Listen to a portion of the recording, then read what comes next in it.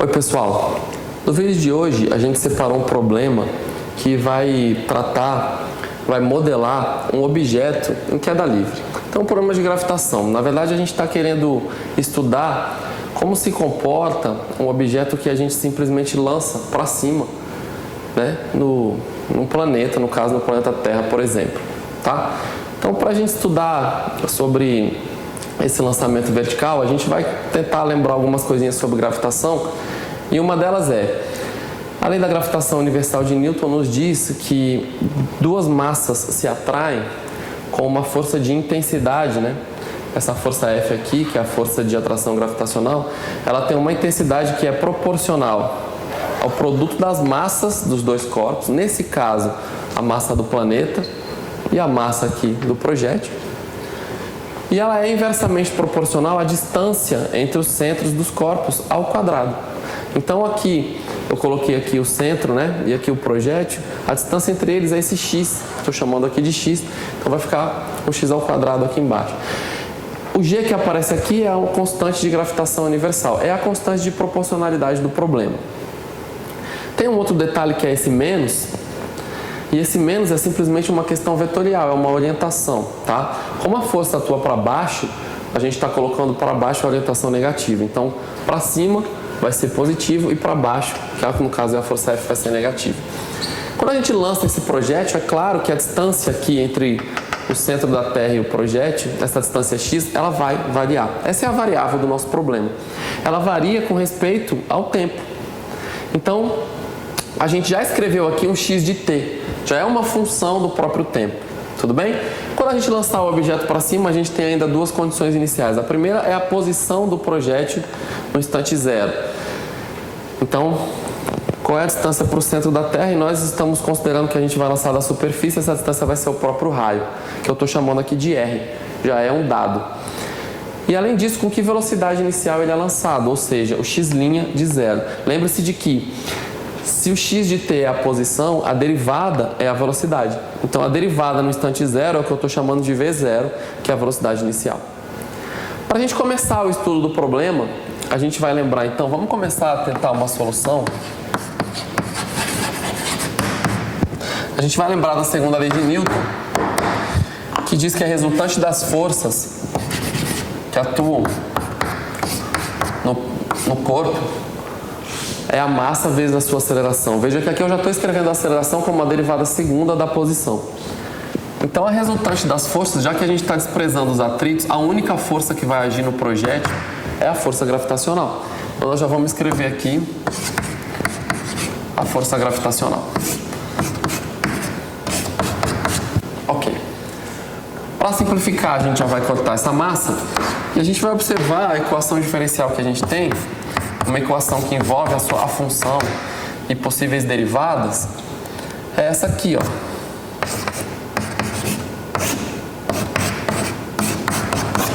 Ou seja, a posição do projétil é regida por uma função tal que a sua derivada segunda, certo? Que é a aceleração aqui, a derivada segunda tem que ser igual a uma determinada constante menos uma determinada constante dividido pela própria função ao quadrado. Como nesse problema a gente tem ali uma derivada e a gente tem aqui nessa igualdade, a primeira coisa que a gente vai pensar é integrar, né? Vamos ver o que pode acontecer se a gente integra com respeito ao tempo. Lembre-se de que a derivada aqui é com respeito ao tempo. Então, a gente acaba integrando aqui com respeito ao tempo também. E vou integrar desse lado também. Ora, uma integral com integrando assim é um pouco confuso, né? A priori você não conhece a função x de t, ela está aqui ao quadrado e você tem que integrar isso com respeito ao tempo. A gente se depara com uma situação não tão simples de resolver. Mas enfatizando o método que nós estamos aprendendo, o método de integração, é o método da substituição. E para esse método, a coisa mais natural que a gente tem para usar o método é ter uma função que apareça em algum lugar do integrando e a derivada dela aparecendo multiplicando. E aí você faz uma substituição, né, e consegue enxugar esse produto. Aqui você tem uma função, mas a priori a derivada não aparece. Então, uma coisa que você pode fazer é multiplicar pela derivada da função que está aparecendo aqui. Então, eu vou multiplicar aqui por x'. E se eu multiplico assim, agora esse integrando, por incrível que pareça, ele ficou um pouco maior, talvez um pouco mais feio, assim, numa primeira olhada, mas por incrível que pareça, agora eu consigo integrar por um método de substituição. É claro que, se eu multipliquei por x' de um lado, eu vou multiplicar por x' do outro também. E nota que aqui acontece a mesma coisa. Veja que agora eu tenho aqui uma função, que é x', cuja derivada, que é x duas linhas, aparece multiplicando. Então, vou conseguir integrar pelo mesmo método. Tá claro? Vou começar com essa parte aqui que me parece ser um pouco mais simples. Vejamos. Vou fazer uma substituição aqui. Eu vou chamar v de x' de t. Você vai falar, bom, mas por que você está chamando de outra variável exatamente o x'? Ora, é porque a derivada do x' é exatamente que aparece multiplicando. Então, agora quando eu fizer a diferencial dv, claro que se eu substituo por v, eu tenho que achar a diferencial dv, é a derivada dessa função vezes dt. E aqui vai aparecer exatamente x duas linhas de t dt. Veja que aparece aqui o v e dv. Então, basicamente eu vou resolver essa integral para cá. Isso daqui é a integral de v dv. E a integral de v dv é muito simples, é v ao quadrado sobre 2, mais uma certa constante que eu vou chamar de k1, uma constante arbitrária de integração. E se a gente lembrar que o v é o x', isso daqui é x' de t ao quadrado sobre 2, mais uma certa constante de integração. Um fato físico, se a gente quiser comentar aqui, é que, sendo x' a velocidade, aqui a gente tem velocidade ao quadrado sobre 2. Se a gente não tivesse cancelado essa massa, apareceria aqui a massa, velocidade ao quadrado sobre 2, isso daqui já seria a energia cinética da partícula. Do outro lado, nós vamos integrar e a gente vai achar a energia potencial gravitacional. Então, mesmo que a gente não esteja tão interessado, né, nesse contexto físico, pelo menos a gente tem que saber que a integração deu isso daqui, por substituição. Vamos fazer a mesma coisa com esse outro integrando. Eu vou colocar aqui esse menos gm fora da minha integral, porque é uma constante com respeito a t. Tá? Veja que essa parte aqui não depende de t. E vou fazer uma substituição. Ora, a derivada que aparece multiplicando é x' de t dt. Então, x' aparece multiplicando. Logo, vou chamar a minha nova variável de x de t, de tal forma que a derivada aparece multiplicando. Então, eu vou colocar aqui que o meu w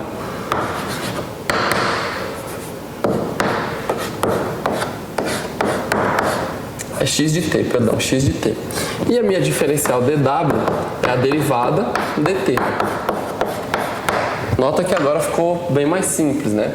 Então, eu poderia ter isso daqui como sendo aqui, ó, menos gm é a constante que eu repito, ela é dw sobre w ao quadrado.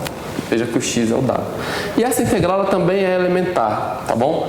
Vou reescrever aqui de uma maneira um pouco mais simples, mas ela é w a menos 2 dw, né? E de novo é uma integral de uma potência. Então, basicamente, como é que você faz para integrar uma potência? Ora, você soma 1 aqui no seu expoente e divide pelo novo expoente. Então, é basicamente o que eu vou fazer. Eu vou colocar menos gm. Aqui eu vou colocar w a menos 1. Veja, eu tenho menos 2. Quando eu somar 1, vai ficar w a menos 1. Vou dividir pelo menos 1, que é o novo expoente que eu tenho. E vou colocar uma constante arbitrária aqui, k2. Veja que esse menos 1 corta com esse menos. E como eu tenho w igual a x de t, simplesmente a resposta aqui é gm vezes x de t a menos 1, que nada mais é do que dividir por x de t, mais uma certa constante k2. Então, integrei ambos os lados com uma substituição bem conveniente, né, para cada um deles. Veja agora que depois que você integra, claro, se você antes tinha uma igualdade, agora essa igualdade ainda permanece. Então, eu vou igualar esses dois integrandos. Então, eu vou igualar essa parte aqui com essa. Tá bom? Então, eu vou colocar aqui x' de t quadrado sobre 2, mais esse k1, vai ser igual a gm sobre x de t mais k2. Uma coisa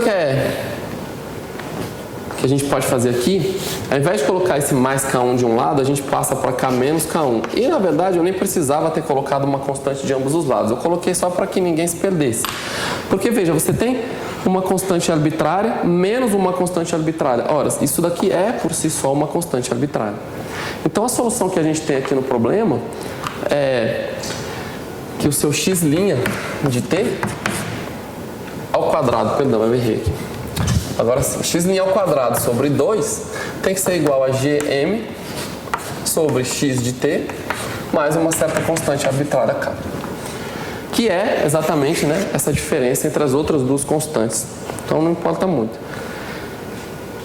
Então essa aqui é uma equação sobre o problema. Agora veja, a gente tem uma constante aqui, que é uma constante de integração, que ela pode ser determinada com as nossas condições iniciais. Então lembre-se de que a gente tem duas condições iniciais. Primeiro a posição da partícula no instante zero e depois a velocidade da partícula no instante zero. Então se a gente faz t igual a zero, para t igual a zero, eu vou fazer aqui nesse canto, eu vou ficar simplesmente substituindo aqui o t igual a zero. Então vai ficar a velocidade com que eu lanço ao quadrado sobre 2 igual a gm sobre o x de zero, que é o raio, mais k. Então, fazendo esse valor particular, a gente descobre que a constante k é v0 ao quadrado sobre 2 menos gm sobre r. E agora eu consigo substituir essa constante lá para, de fato, ficar com a equação sem uma constante arbitrária.